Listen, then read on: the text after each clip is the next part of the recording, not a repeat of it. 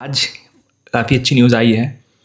जयशंकर जो हमारे जो मिनिस्टर हैं, मिनिस्टर ऑफ एक्सटर्नल अफेयर्स, विदेश मंत्री जो हमारे हैं, वो गए हैं रशिया और रशिया मिलने गए हैं। तो दोस्तों एक कयास लगाई जा रही है कि इस साल जो है फर्टिलाइज़र की काफ़ी दिक्कत होने वाली है, बिकॉज़ हमारा जो फर्टिलाइज़र था वो वेस्ट एशिया से काफ़ी आता था। बट आपको पता है कि जनवरी से लेकर के अभी तक ईरान और यूएसए का वॉर चल रहा है मिडिल ईस्ट में, तो यूरिया मिलना काफ़ी मुश्किल हो जाएगा।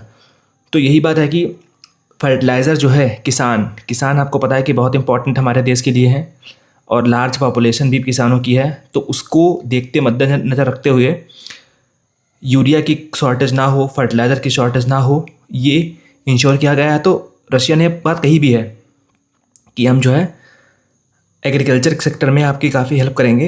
ये देखिए लिखा है यहाँ पे, Russia was increasing fertiliser supplies to India, है ना।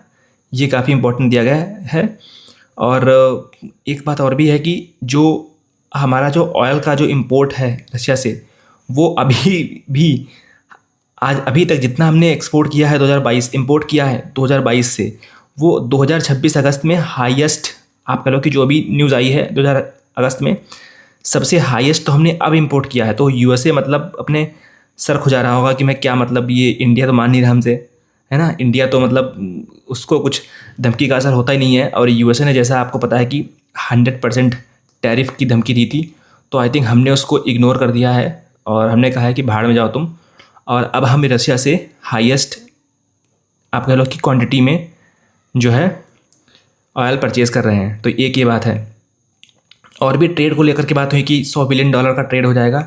2022 में हमारा जो ट्रेड था वो $13 बिलियन था और 5-6 सालों के अंदर अंदर, मतलब 2030 तक हमने टारगेट रखा है कि $100 बिलियन का ट्रेड हमारा होगा। ये काफ़ी बड़ी बात है क्योंकि यूएसए से हमारा ट्रेड काफ़ी कम हुआ है और रशिया से ट्रेड हमारा काफ़ी बढ़ेगा। तो ये एक अच्छी बात है, ठीक है। और फिर डिफेंस टेक्नोलॉजी में हम लोग काम कर रहे हैं।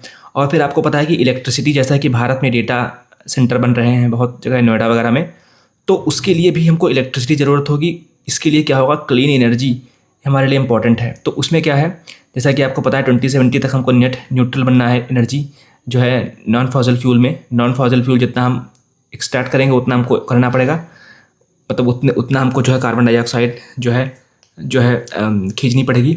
तो उसके लिए क्या है कि हमने स्मॉल मॉड्यूलर रिएक्टर्स बनाने का प्रावधान रखा था। तो अब हम रशिया की हेल्प से खूब सारे बनाएंगे। तो ये न्यूज़ थी।